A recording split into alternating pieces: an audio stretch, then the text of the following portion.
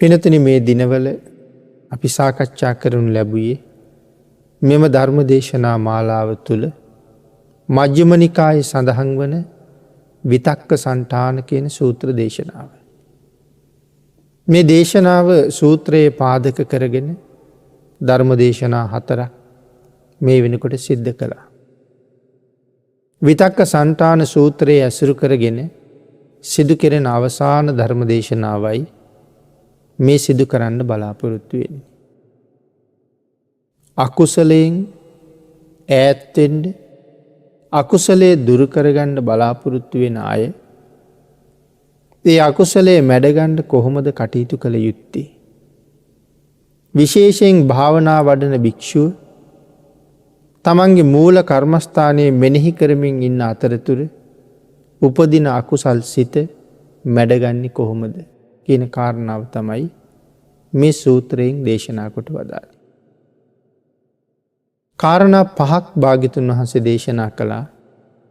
කාරණා 2ක් සම්පූර්ණයෙන් සාකච්ඡා කරලා ඉවර කළා. තුන්වෙනි කාරණාව 4 වෙනි ධර්ම දේශනාවේ ටිකක් සාකච්ඡා කළා. අපි ඒ කාරණාව මෙනෙහි කරලා එතනින් ඉදිරියට ධර්ම දේශනාව සිදු කරමු. හිතේ උපදින අකුසල විතර්කයන් මැඩ පවත්වන 4 වෙනි කාරණාව හැටියට භාග්‍යතුන් වහන්සේ දේශනා කොට වදාළි. යම් කිසි කාරණාවක් දැකලා ඒ කාරණාව පදනම් කරගෙන රාගය, ද්වේෂය, මෝහය ආදී අකුසල කර්මයක් හට ගන්නවා නම් ඒ අකුසල කර්මය හටගන්න එක නැති කරන්න ඒ කාරණාව දිහා බලන්න එපා කියලා දේශනා කළා.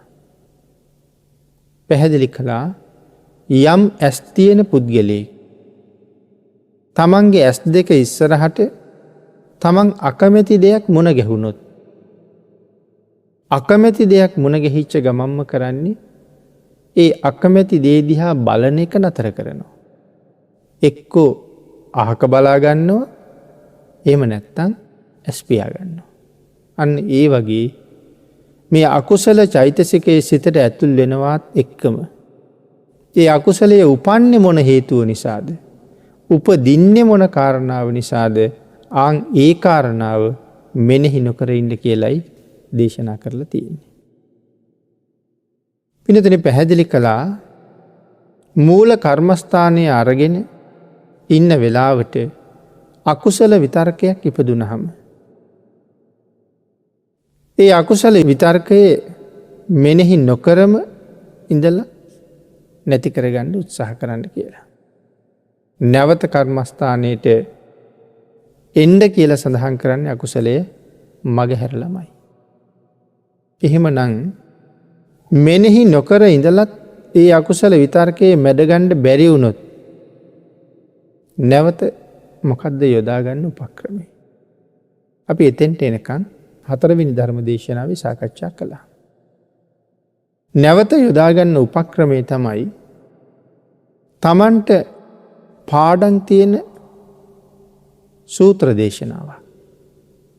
පිරිත් සූත්‍රයක් වේවා, ත්‍රිපිටකයේ තියෙන සූත්‍රයක් වේවා, මේ වාගේ දේශනාවක් අරගෙන හයියෙන් හඬ නගලා කියවන්න කිව්වා. මේ අකුසල විතර්කයෙන් බැහැර වෙන්න.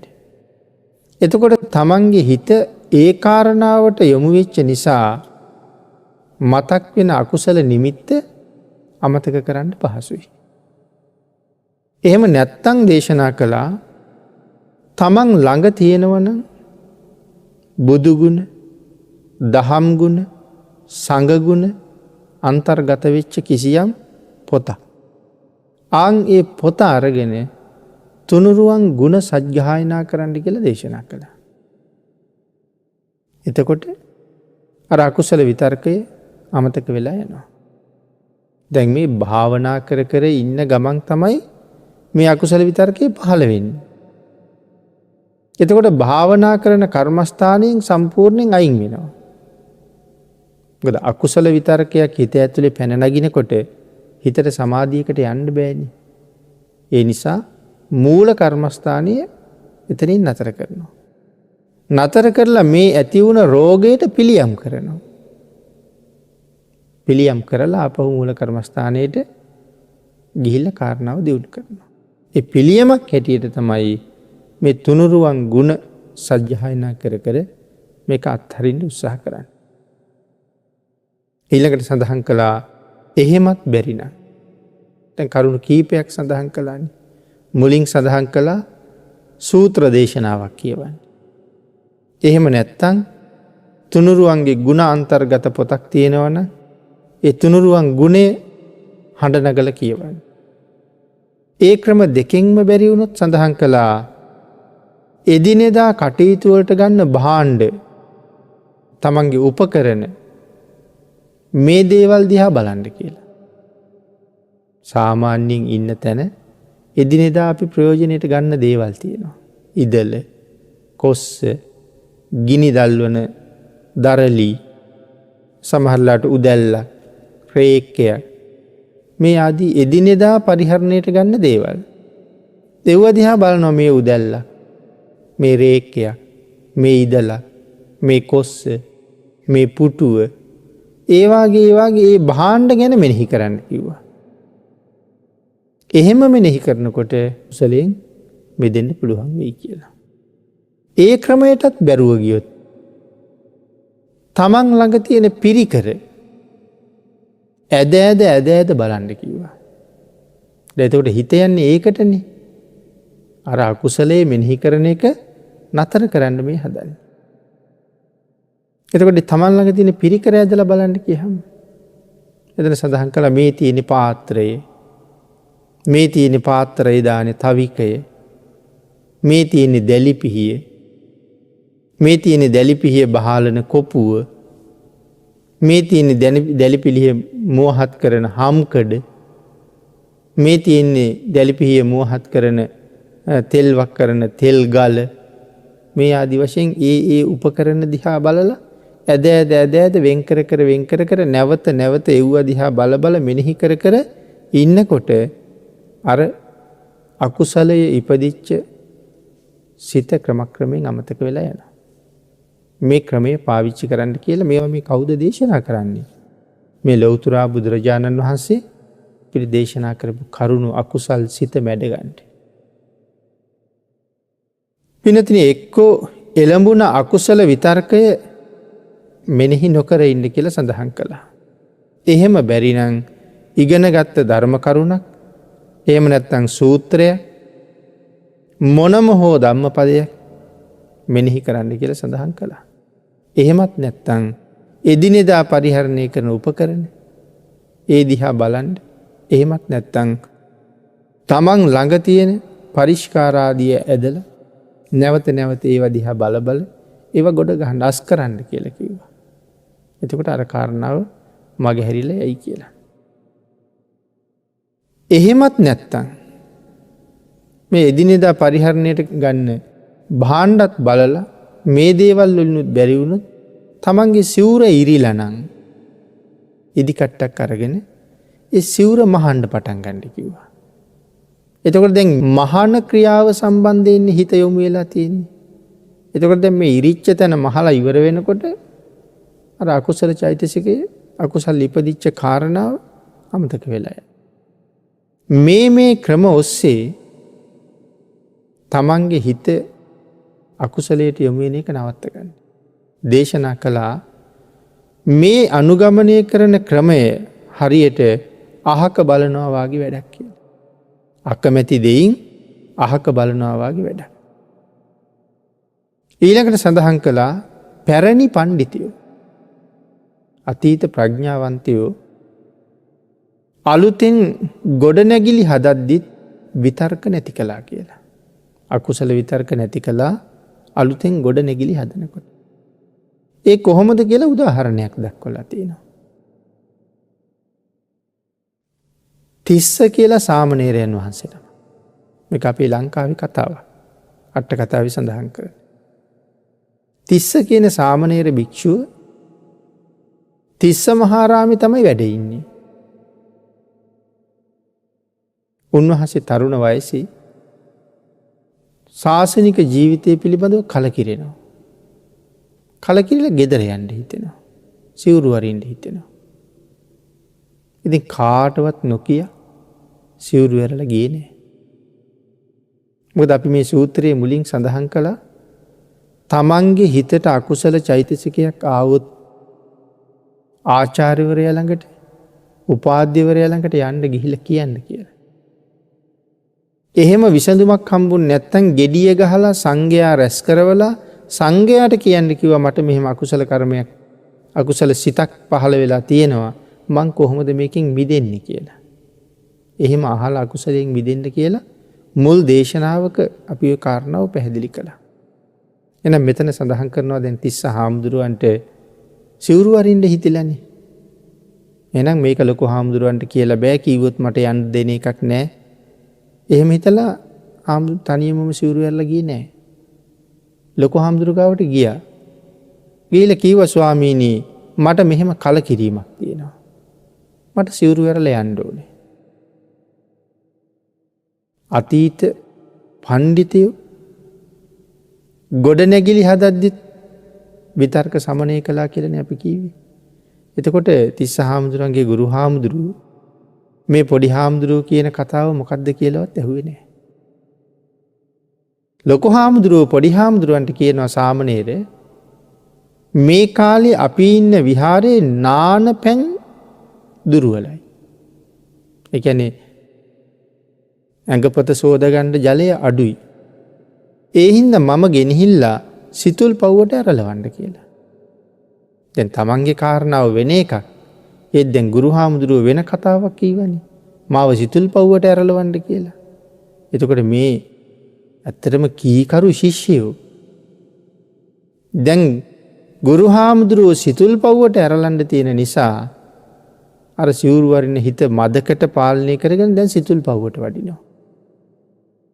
සිතුල් පව්වට වැඩියහම ගුරු හාමුදුරුව කියනවා සාමණේර මේ විහාරේ තියෙන මේ ඔක්කොම කුටි සාංගිකයි.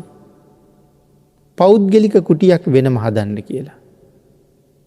දැන් මේ ගෙදර යන්න අහන්න ආපු හාමුදුරන්ට කියන්නේ වෙනම කුටියක් හදන්න.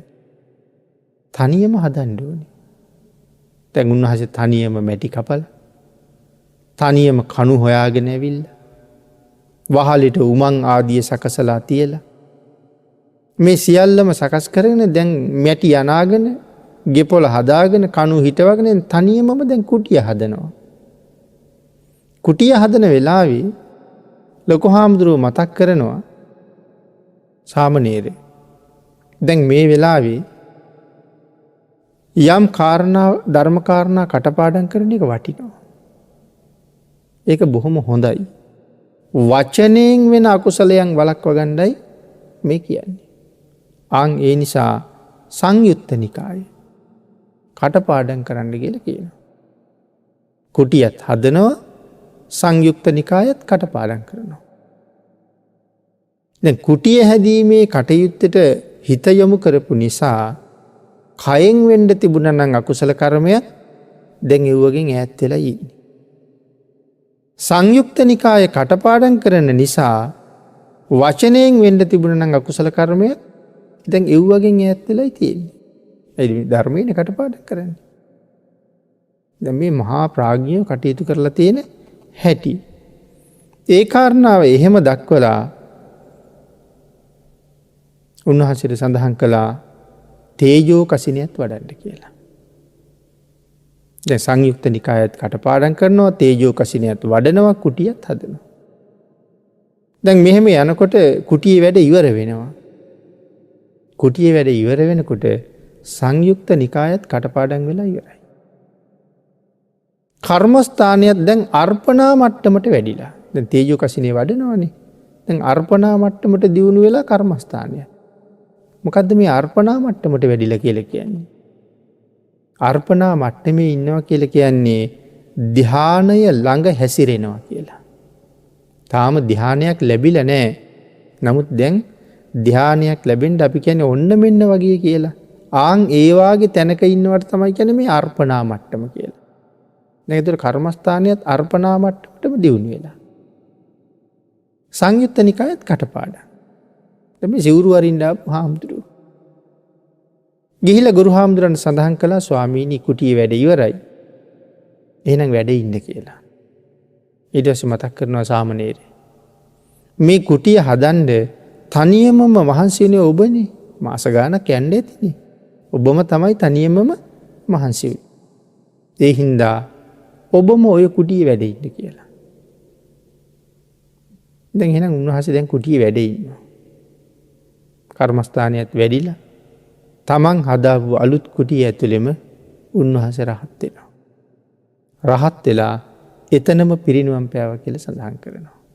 ඒ ධාතුන් වහන්සේලා අරගෙන චෛත්‍යයක් නිර්මාණය කරපු බව සඳහන් කරනවා. දැන් බාන්නක තමන් ළඟට ආවේ වෙන කාරණාවක් අහන්න. නමුත් ගුරු හාමුදුරුවෝ යොමු කෙරුවේ හිතාපු නැති පැත්තකට. අන්තිමට තමන්ට ලැබුණ වාසනාව සංසාරයෙන්ම එතරට යන්න. මහා ප්‍රාඥයෝ ළඟ හිටියහම අපිට ලැබෙන ලාභය මේ පැහැදිලි කරන්නේ. ඒම නැතුව එදා සිවුරු ඇරලා ගියා නම් ආයෙත් මේ සසරටමනේ බැහැ ගන්න ඕනේ. එහෙනම් ගොඩනැගිලි හදද්දිත් ඥානවන්තයෝ පඬිතුයෝ මේ විතර්කයන් දුරු කරන්න කටයුතු කරනවා කියලා සඳහන් කළේ මෙන්න මේ කාරණාවත් එක්ක. එතකොට පින්නතුනි භාග්‍යවතුන් වහන්සේ සඳහන් කරපු කාරණාවට අට කතාව සිහිපත් කරපු උදාහරණයක් තමයි අපි මේ සාකච්ඡා කරන්නට යෙදුනේ. ඊට අමතරව සිහිපත් කරනවා උපාධ්‍යයන් වහන්සේගේ ප්‍රඥාව නිසා සිවුරු අරින්න හිටිය කෙනෙක් සසරින් මිදුණා. අපි කතා කළ තුන්වෙනි ක්‍රමයට උදාහරණ තමයි මේ දීර්ඝව සාකච්ඡා කරන්න යෙදුනේ. අකුසල චෛතසිකය උපදින දිහා බලන්නේ නැතුව ඇස් දෙක පියාගන්න කියලා මුලින් සඳහන් කළා. අකමැති දෙයින් දකින්න අකමැති නම් ඇස් දෙක පියාගන්න. එහෙම නැත්තම් අහක බලන්න කියලා දෙවෙනි ක්‍රමයක් දේශනා කළා. ඇස් දෙක පියාගන්නවා කියලා කියන්නේ අකුසල විතර්කය මෙනෙහි නොකර ඉන්නවා කියන එකයි. අපි දහවල එදිනෙදා කටයුතු කරනකොට නොයෙක් දේවල් දැකපු දේවල් ගැන අකුසල් ඇති වෙනවා. පස්සේ හුඟක් දෙනා කරන්නේ විවේකීව නිදාගන්න ගිහිල්ලා හරි මේ දැකපු දේවල් මෙනෙහි කරනවා. හරි සතුටින් මෙනෙහි කරන්නේ. හැබැයි ඒක රාගය. දේශ සහිතව මෙනෙහි කරනවා. ඒක ද්වේෂය. මෝහයත් එකතු වෙනවා. දැන් භාග්‍යවතුන් වහන්සේ දේශනා කරන්නේ පුළුවන් තරම් ඒ මෙනෙහි වෙන එක අත්හරින්න. අන් ඒකට කියනවා අකුසල විතර්කයේ මෙනෙහි නොකර ඉන්න අහක බලා ගන්න. එහෙම නැත්නම් වෙනත් කටයුත්තක යොදවනවා කියලා කියන්නේ අහක බලනවා කියන එක. ඇස් පියාගන්න අහක බලන කියන කරුණු පැහැදිලි කළා.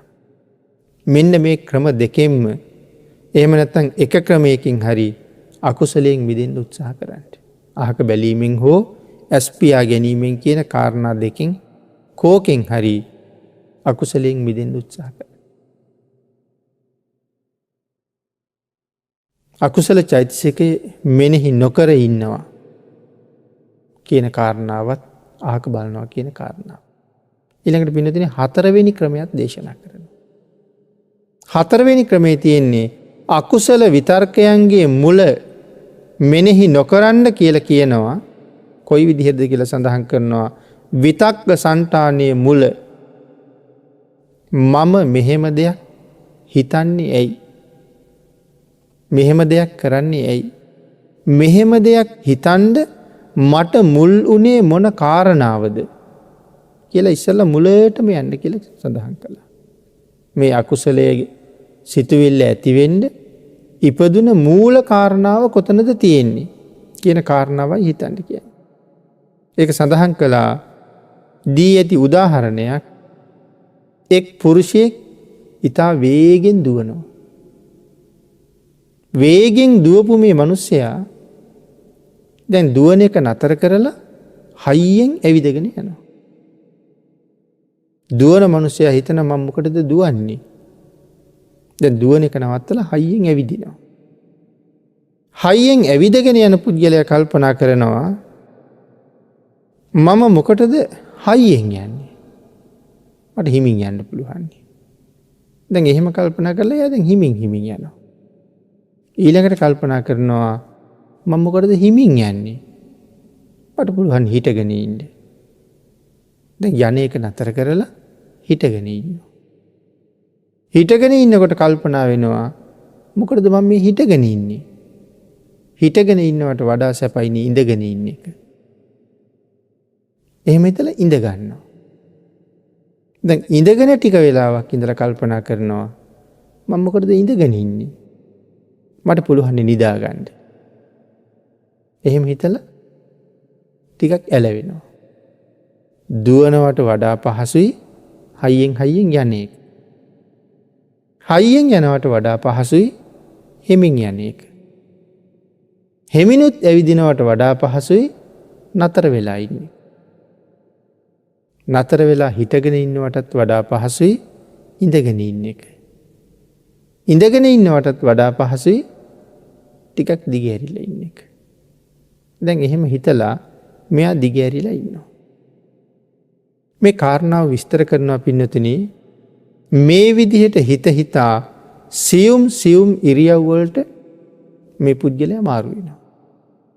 අන්න ඒ වගේ විතර්කයේ මුල හොයලා ඇත්තටම මොකටද මම මේක හිතන්නේ.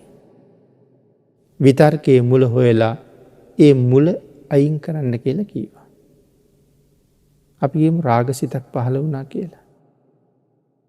දැන් රාගසිතක් විතරයි තියෙන්නේ. කවදාවත් එතනින් එහාට කිසිම ක්‍රියාකාරකමකට යන්නේ නැහැ. ක්‍රියාකාරකමකට නොගියට රාගසිත කියලා කියන්නේ අකුසලයක්. රාගසිත අකුසලයක්. එහෙමනම් ක්‍රියාකාරකමකුත් නැතුව සිතවිලි මාත්‍රයෙන් විතරක් මම මොකටද අකුසල් රැස් කරන්නේ. මේ හිතා ඉන්න එකේ තේරුමක් තියෙනවද. තේරුමක් නැත්තං අකුසලයක් විතරක් මොකට හොයනවද. කියන කාරණාවට ගිහිල්ලා එක අත්තරලා දාන්නට කියලා මේ කියන්නේ. මුලම හොයාගෙන යන්න. නැත්තම් තරහක් ඇති වුණා. මොකක් නිසාද තරහ ඇති වුණේ. මම තැනක තියාපු දෙයක් තව කෙනෙක් අරගෙන වෙන තැනකින් තියලා. මම තියාපු තැන තිබුණේ නෑ කියලා තමයි මේ මහා ද්වේෂයක් ඉපදිලා තියෙන්නේ. ඇත්තටම ඒක මෙච්චර කේන්ති ගන්න, කතා නොකර ඉන්න, රණ්ඩු සරුවල් කරන්න, ගහගන්න තරම් වටින දෙයක්ද කියලා කල්පනා කරලා ආන්ගේ විතර්කයෙන් මිදෙන්න කියලා කියනවා. මුලට ගිහිල්ලා මුලින් මෙනෙහි කරන්න මොකද්ද මේක කියලා. පින්නතුනි මේ ක්‍රම 4 අපේ බුදුරජාණන් වහන්සේ පැහැදිලි කරනකොට 4 වෙනි ක්‍රමයේදී අට කතාවේ කියලා තියෙනවා විතක්ක සංකාර සණ්ඨානං කියලා කාරණාවක්. විතක්ක සංකාර සණ්ඨානං. මේක නිතරම මෙනෙහි කරන්න කියනවා. මොකක්ද එතකොට මේ විතක්ක සංකාර සණ්ඨානං කියලා කියන්නේ. මෙතන සංකාර කියලා කියන්නේ ප්‍රත්‍ය. එහෙම නැත්තම් අකුසල චෛතසිකයට හේතු වන මූල කාරණාව. ඒකට තමයි සංකාර කියලා තියෙන්නේ. මේ විතර්කයට මොකද්ද මූල කාරණේ? රාගය. එහෙනම් මේ රාගය කොහොමද ඇති වෙන්නේ? මොන හේතුව නිසාද ඇති වෙන්නේ? කුමන කරුණක් නිසාද? මුලින් මතක් කළා එහෙම වුණොත් අසුබයට යන්න. රාගයේ හිතට දැඩිසේ වද දෙනවා නම් අසුබයට යන්න.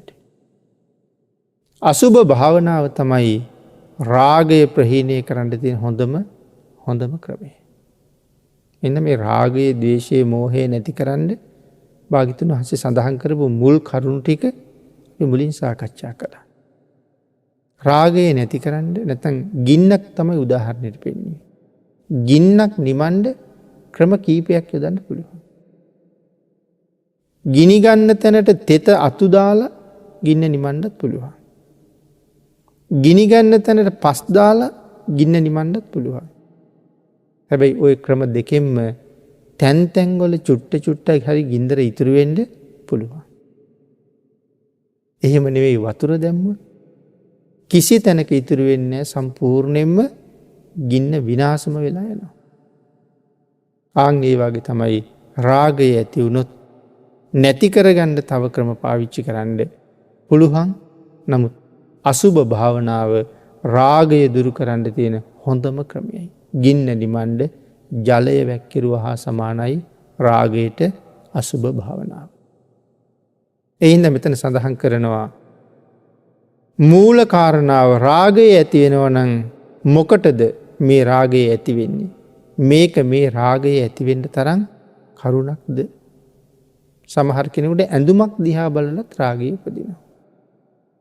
සමහර කෙනෙකුට කෙනෙක් ගෙදරට ඇවිල්ලා ගියා කියලා කිව්වත් ද්වේෂය උපදිනවා. ඉතින් මේ ඇඳුමක් දිහා බලලා මේක මේ රාගය උපදවන්න තරම් දෙයක්ද මේ ඇඳුම? අහවල් මිනිසයා ගෙදර ඇවිල්ලා ගියා කියලා කියන්නේ මට කේන්ති ගන්න තරම් දෙයක්ද කියලා මූල කාරණාවට ගිහිල්ලා ඒක දුරු කරගන්න කියනවා. භික්ෂූන් වහන්සේ නමක් නම් මෙන්න මෙච්චර සිල්පද ප්‍රමාණයක් ආරක්ෂා කරන්න මම පොරොන්දු වෙලා ඉන්නවා. ගිහි පාර්ශවයේ නම් නිත්‍ය සීලය 500. සාමණේර ස්වාමින් වහන්සේ නමකගේ නිත්‍ය සීලය සාමණේර දස සීලය. එතන සිල්පද 10ක් තියෙනවා. දිවි හිමියෙන් මේ සිල්පද ආරක්ෂා කරනවා කියලා පොරොන්දුවක් දීලයි තියෙන්නේ. එහෙනම් සඳහන් කරනවා මෙච්චර සිල්පද ප්‍රමාණයක් රකින්නවා කියලා මම පොරොන්දු වෙලා ඉන්නේ. මම ආරක්ෂා කරන්න පොරොන්දු වුණ මේ සිල්පද ප්‍රමාණය මේ තරම් වටිනවා. මේ සිල්පද ආරක්ෂා කරන එක ඒ තරම්ම වටිනවා කියලා සිල් රැකීමේ ගුණය දන්න කෙනා හොඳට දන්නවා. ජීවිතේම කැප කරලා සිල් රකින්න පොරොන්දු වෙච්ච මම ඒ රකින්න සීලේ කඩන්න තරම් වටිනවද කියලා හිතන්න ඕනේ. රාගසිතක් අරගෙන මේ රකින්න සසර පුරා මට සුවයක් උදා කරලා දෙන මතු සංසාර ජීවිතයේ නිවන් දකින්න තුරු සැපවත් කරන මේ මහා උතුම් සීලය කඩන්න වටිනවද? පින්නතුනි මේක ඕන කෙනෙකුට එකතු කරගන්න පුළුවන්. භාග්‍යතුන් වහන්සේ දේශනා කළේ සුළු සැපය අත්හරින්න කියලා. මද සැපය අත්හරින්න. මහත් වූ සැපයක් බලාපොරොත්තු වෙනවා නම් කෙනෙක් සුළු සැපය අත්හරින්න කිව්වා. පොඩි ළමෙක් සෙල්ලම් කරන්න ගොඩාක් කැමතියි. සෙල්ලම් කරනවා කියන එක ළමයාට සැපයක්. හැබැයි සෙල්ලම් කරන එක නතර කරලා පාඩම් කරනවා, ඉගෙන ගන්නවා, පන්ති යනවා කියන එක ළමයාට දුක. නමුත් සෙල්ලම් කරන්න දිග කාලයක් තියෙනවද? අවුරුදු 17ක් අවුරුදු 18ක් විතර සෙල්ලමෙන් ගත කරයි.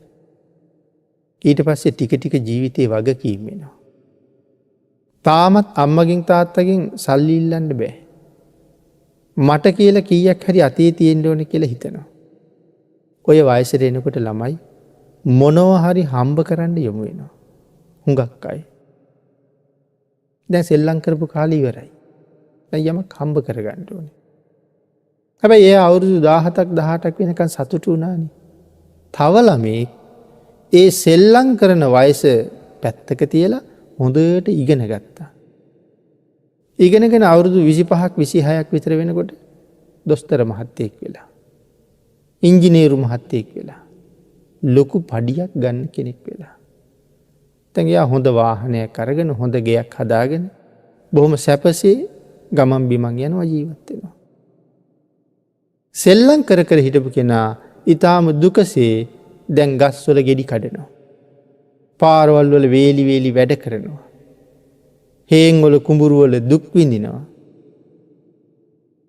අවුරුදු 60ක් 70ක් ජීවත් වෙනවා නම් අවුරුදු 17ක් විතර විනෝද වෙලා ඊට වඩා වැඩි කාලයක් දුක් විඳිනවා. ඉගෙන ගත්ත කෙනා අවුරුදු 20ක් 25ක් ලොකු කැපකිරීමක් කරලා අවුරුදු 40ක් 45ක් බොහොම සැපවත් ජීවිතයක් ගත කරනවා.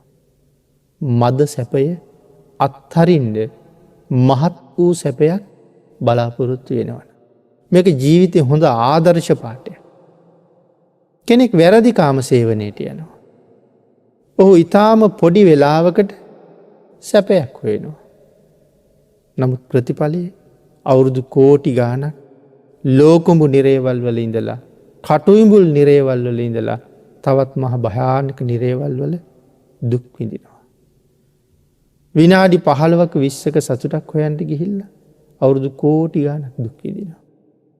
ඉතින් මේ භික්ෂුවත් හිතන්නේ ඒකයි. සිල්පදේ බොහෝම වටිනවා.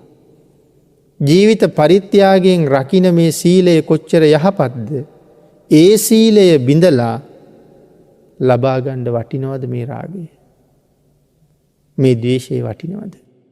අන්න එහෙම හිතලා ඒ සිත ඉවත් කරගන්න කියලා සඳහන් කළේ. යම් සතෙකුට මේ වෙලාවේ අපිට ගහන්න හිතෙනවා. මරන්න හිතෙනවා. හිතන්නකො මදුරුවෙක් කනවා කියලා. මදුරුවාට ගැහුවා කියලා අපිට ලොකු ලාභයක් නැහැනේ. එකෙක් මැරුවහම ආයේ කවදාවත් මදුරුව කන්නේ නැත්තම් පොඩි ලාභයක් තියෙනවා. නමුත් මේක මරලා ඉවරනකොට තව එකෙක් වහනවනේ. ඉතින් එහෙනම් ලොකු ලාභයක් නැහැ. නමුත් එකෙක් තැළුවහම සංසාරේ 100,000 ගණන් වාරවල අපිට තැලිලා මැරෙන්න වෙනවා. ඉතින් එතකොට ඒක මහා භයානක තත්ත්වයකට යනවා. අන්න එහෙම හිතන්න කියලා සඳහන් කරනවා. එච්චර සසර තැලි තැලි මැරෙන්න වෙනවා නම් මේ සතා තලන එක වටිනවද? එහෙනම් ඒක වටින්නේ නැති කාරණාවක්. සමහර වෙලාවක සඳහන් කළා කූඹි වාගේ සත්තු සමහරලාට රෑම් පිටින් ඉන්නවා. අපි ලොකු වතුර බාල්දියක් ගෙනල්ලා ඒ වතුර බාල්දිය හරනවා කූඹි ඔක්කොම එතනින් ගහගෙන යනවා. අපිට ගිහිල්ලා වැටෙන්නේ මහ වතුරකට. හිතාමතා නී වැඩි කළේ අපි. ඉතින් සංසාරේ නෑදෑයොත් එක්කම 100 ගණන් 1000 ගණන් වාරවල ওই ගම් වතුරවල් වගේ අහුවෙලා දුක් විඳින්න හේතු වෙන කාරණාවක් වෙන්න පුළුවන්. නමුත් අර කූඹි ටික යනකම් ඉවසන්න පුළුවන් වුණා නම් සමහරට විනාඩි 15ක් 20ක් යනකොට ඒගොල්ලෝ එතනින් අයින් වෙලා යයි. ඒක ඉවසුවා නම් කොච්චර ලාභයක්ද? ආන් එහෙම කාරණා ගැන විශේෂයෙන් හිතන්න කියලා කියනවා. ඊළඟට පින්නතුනේ ඒකට උදාහරණයකුත් තියෙනවානේ. විදුඩබ රජුරු අපි පින්නතුන අහලා තියෙනවා. ශාක්‍ය දේශයේ යටත් කරගන්න ගිහිල්ලා ශාක්‍ය වංශිකයෝ ඔක්කොම සමූල ඝාතනය කරලා රජුරු ආපහු යනවා. අචිරවතී ගඟි කඳවුරු බැඳගත්තා. ආපහු එන ගමන් නැවත හැමෝම නිදාගත්තා. අචිරවතී ගඟ රැ පිරිලා ගලාගෙන ආවා. රජුරුයි ඇමතිවරුයි සේනාධිපතිවරුයි ඔක්කොම ටික මහ මුහුදට යනකම් අරන් ගියා. ඉතින් එහෙම අකුසල කර්ම මේ සුළු කාරණාවක් නිසා අපිට ඒ වාගේ තැනකටපත් වෙන්න පුළුවන්. රජ වෙලා ඉපදුනත්, සිටු වෙලා ඉපදුනත්, මැති ඇමතිවරු වෙලා ඉපදුනත් අර අකුසල කර්මයේ විපාක දෙනවමයි. එඳ ඉවසන්න කියලා සඳහන් කරනවා. පින්තුනි මූල කාරණාව හොයලා බැලුවහම මේ කරන්න හදන වැඩේ මේ තරම් දුක් විඳින්න තරම් වටිනවද? සමහරලාට මේ අතු ගාන ගමන් ඒ කූඹිරාන දැක්කේ. ඉතින් ඒ අයට වතුර දාලා අහකට දාලා මට තියෙන්නේ ඒ ටික අතු ගාලා නිකන් ඉන්න. ඉතින් මට නිකන් ඉන්න නම් තියෙන්නේ විනාඩි 10ක් 12ක් හිටියනම් කූඹි ටික යනවා. ඒක ඉවසන්න බැරුව කරගෙන තියෙන්නේ මහ ලොකු කර්මයක්. ඒකයි මේ සඳහන් කරන්නේ. මූල කාරණාවට ගිහිල්ලා බලන්න. මේක කරන්න වටිනවා. ඊළඟට සඳහන් කළා අර පුද්ගලයා වේගෙන් ගමන් කළානේ. අපි උදාහරණයක් සාකච්ඡා කළා. දැන් ඒක පැහැදිලි කරනවා වේගෙන් ගමන් කරන කාලයේ අකුසල විතර්කයේ සහිතව ඉන්න කාලේ වගේ. පුද්ගලයා වේගෙන් යනවා කියලා කියන්නේ අකුසලයට එක්ක ඉන්න කාලේ වාගේ. සමානයි වේගෙන් යනවා. ඊළඟට සඳහන් කළා මේ පුද්ගලයා බොහොම වේගෙන් දුවනවා. එතකොට දුවන එක මොකද්ද? වේගෙන් දුවනවා වගේ කියලා කියන්නේ අකුසල විතර්කයේ ඇති වෙන කාල. ඉස්සරලාම අකුසලේ හටගත්ත කාලයක් තිබුණනේ. ඒ හටගත්ත කාලේ වේගෙන් දුවනවා වගේ.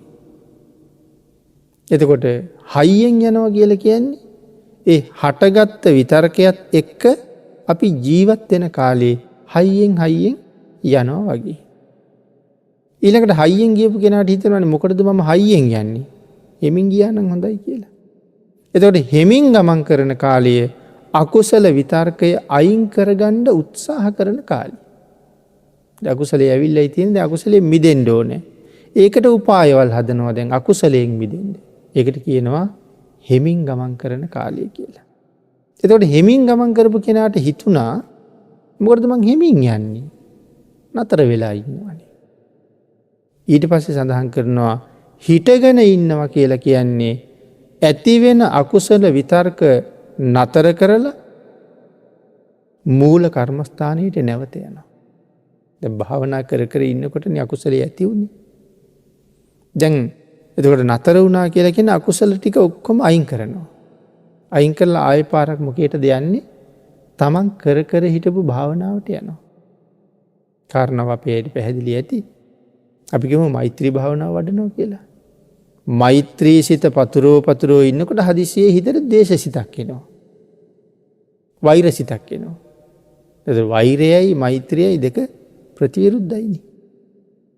අන්න ඒක හින්දා දැන් මේ වෛරී සිත අයින් කරන්න මෛත්‍රී සිත පැත්තක තියලා ඇවිල්ලා මේ අකුසල සිත නැති කරගන්න කටයුතු කරනවා. දැන් අකුසල සිත ඇති වෙන කාලේ වේගෙන් යනවා. ඒ අකුසල සිතත් එක්ක ඉන්න කාලේ හයියෙන් ගමන් කරනවා. අකුසල සිත නැති කරන්න ඕනේ කියලා කටයුතු කරන එක හෙමින් ගමන් කරනවා. අකුසල සිත නැති කරගෙන නැවත මෛත්‍රී කර්මස්ථානයට යනවා කියන එක තමයි හිටගෙන ඉන්නවා කියලා කියන්නේ. ඊළඟට ඉඳගෙන ඉන්නවා කියලා කියන්නේ ඒ මූල කර්මස්ථානයේ වඩලා රහත් වුණා කියන එකයි. මොකටද මම හිටගෙන ඉන්නේ? මං ඉඳ ගන්න ඕනේ නේ කියලා ඉඳගත්තා. ඒතර ඉඳගත්තා කියලා කියන්නේ කර්මස්ථානීය දියුණු කරලා රහත් වුණා කියන එකයි. ඊට පස්සේ කල්පනා කළා මොකටද මම ඉඳගෙන ඉන්නේ? දිගෑරිලා හිටියනම් හොඳයි. එහෙනම් මොකද්ද මේ දිගෑරිලා හිටියා කියලා කියන්නේ? නිදාගත්තා කියලා කියන්නේ. නිදාගත්තා කියලා කියන්නේ රහතන් වහන්සේ නිවන අරමුණු කරලා ඵල සමාපත්තියට සමවදිනවා කියන එකයි. එහෙනම් පැහැදිලි කළා රහතන් වහන්සේට වෙන කරන්න දෙයක් නැහැ. තමන් වහන්සේ විසින් වෙහෙසිලා පාරමී පුරලා ගුණ පුරලා ලබාගත් උතුම් අරහත්ත්වය. ඒ උතුම් සුවය සමාපත්තියෙන් භුක්ති විඳිනවා. සමාපatti සුවය විඳිනවා. සඳහන් කළා මෙතනට එක ජාතක කතාවක්. අපි කී මූල අකුසලයේ මුල හොයන්න කියලා ඉස්සෙල්ලා. අපි පිනුතුන් අහලා තියෙනවා අර හාවෙක් දුවගෙන යනවා පොළොව පෙරලෙන්න එනවා කියලා. නැත්නම් අහස කඩා වැටෙනවා කියලා.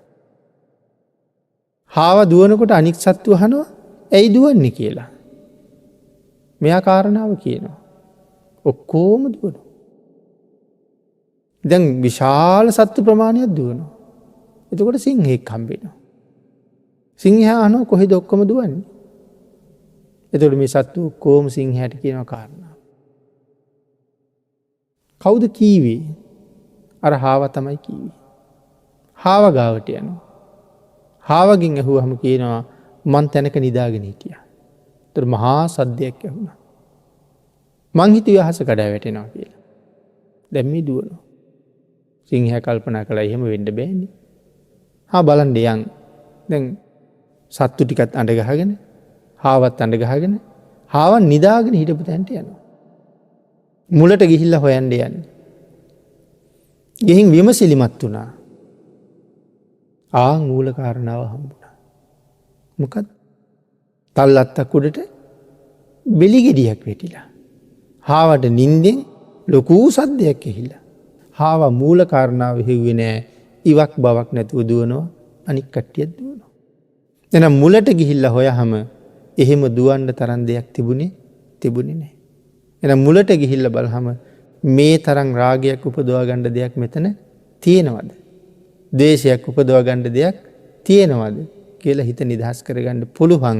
එහෙම කටයුතු කරපු උතුමෝ තමයි දීව හයියෙන් ඇවිද්ද, හෙමින් ඇවිද්ද, හිටගෙන හිටිය, ඉඳගත්තා, ඇලවුණා. කියන කාරණාව අපි සාකච්ඡා කළේ මේක තේරුම් ගන්න. ඉන් පසුව පින්නතුනි අන්තිමට සඳහන් කරනවා විතක්ක සන්තාන සූත්‍රයේ 5 වෙනි කාරණාව. අපි ඒ කාරණාව කෙටියෙන් සිහිපත් කරලම ධර්ම දේශනාව නිමා කරමු. මොකද්ද මේ අකුසලයේ මඩින 5 වෙනි කාරණාව? අකුසලයක් හිතට එළඹිලා තියෙනවා. ඒක මග හරවා ගන්නම බෑ.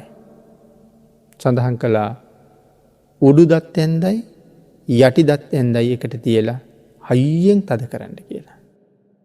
ඒතර වේදනාවක් එනවා. හයියෙන් තද කරගත්තාම වේදනාවක් එනවා.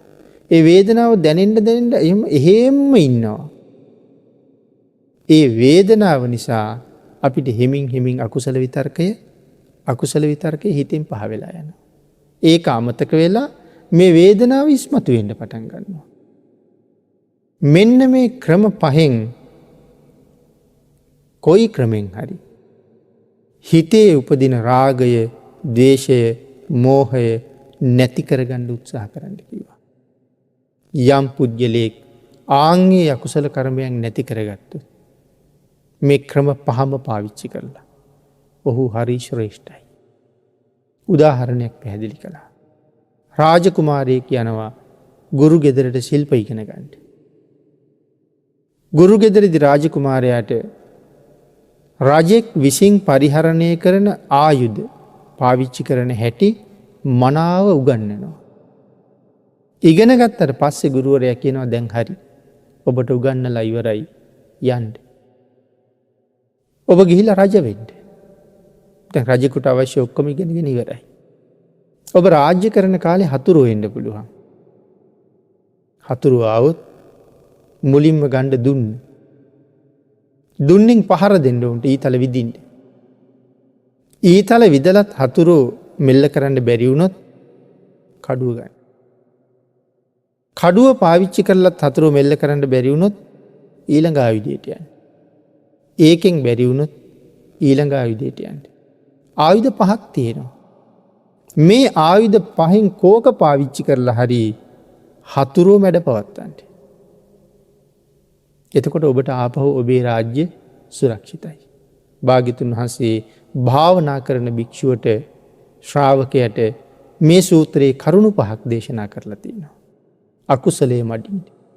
පළවෙනි එකෙන් බැරි වුණොත් දෙවෙනි එකෙන්, දෙවෙනි එකෙන් බැරි වුණොත් තුන්වෙනි එකෙන්, තුන්වෙනි එකෙන් බැරි වුණොත් හතරවෙනි එකෙන්, ඒකෙන් බැරි වුණොත් පස්වෙනි එකෙන් කොහොම හරි අකුසල් ටික මැඩ පවත්තන්න. ආන් එහෙම මැඩ පවත්තන පුජ්‍යලයා හරි ශ්‍රේෂ්ඨයි. පින්නතුනි මේ උඩු දත් ඇන්දයි යටි දත් ඇන්දයි එකට හපාගෙන ඉන්නවා කියලා කියන්නේ චතුරංග සමන්නාගත වීරිය. මොන ක්‍රමෙන් හරි මේ අකුසලය මැඩ පවත්වනවා මයි කියන වීරිය අධිෂ්ඨාන කරන්න ඕනේ. ඒකයි මෙතන සඳහන් කරලා තියෙන්නේ. අපිට මෙහෙම සුළුවෙන් කතා කරන්න පුළුවන් වුණාට මෙතන තියෙන්නේ හරි ශ්‍රේෂ්ඨ හරි ගැඹුරු කාරණාව. යමෙක් මේ කාරණාවෙන් අකුසලයෙන් දිනනවා නම් ඒ පුද්ගලයා තමන්ගේ හිත තමන්ගේ වසඟයට ගත්ත කියලා කියන්නේ. හිත තමන්ගේ වසඟයට ගත්ත කියලා කියන්නේ.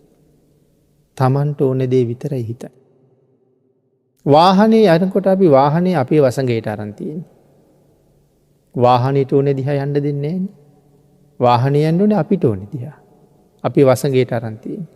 අන් ඒ වගේ අපේ හිත අපේ වසඟයට ගත්තාම හිතට ඕන දේවල් කරන්න බෑ. මට ඕන දේ කරන්න ඕනේ. එහෙම අය ලෝකේ ඉන්න පුළුවන්ද? එහෙම අය මේ සම්බුද්ධ ශාසනය විතරයි හිටියේ. ආන් ඒ පිළිබඳව කරුණු සඳහන් කරනකොට ධම්මපද පාළියේ බොහෝ කරුණු පින්නතුනි පැහැදිලි කරලා තියෙනවා. දූරංගමං ඒකචරං අසරීරං ගුහාසයන් යේ චිත්තං සංයමෙස්සන්ති යමෙක් තමන්ගේ හිත සංවර කරගත්තා නම් මොක්කන්ති මාර බන්ධන. ඔහු මරණයෙන් මිදුණ වෙනවා. ඒ කියන්නේ ආයි කවදාවත් මැරෙන්නේ නැහැ. හිත සංවර කරගත්ත කෙනා එක පාරයි මැරෙන්. එකන රහතන් වහන්සේ. පිරිනිවම් පෑවට පස්සේ ආය මැරෙන්ඩ උපදින්නේ. ඒක යමරණීයයි කියලකි. ඊළඟට සඳහන් කළා සචිත්ත පරියෝ දපන භාගිතුන් හසක දේශනාව මේක තමා බුද්ධාගම. සචිත්ත පරියෝ දපන තමන්ගේ හිත දමනය කරගත්. ඒ තං බුද්ධාන ශාසනන් ඒකයි බුද්ධාගම. එනම් බුද්ධාගම කියල කියන්නේ ඒ කාන්තයෙන් හිත හදන වැඩ පිළිවෙල. මේ හිත හදාගත්ත කියල කියන්නේ සංසාරයෙන් මිදුන කියන. ඒකයි බුද්ධාගම. එන පිනතින විතක්ක සන්ටාන සූත්‍රයේ මෙතනින් සමාප්ත කරනවා.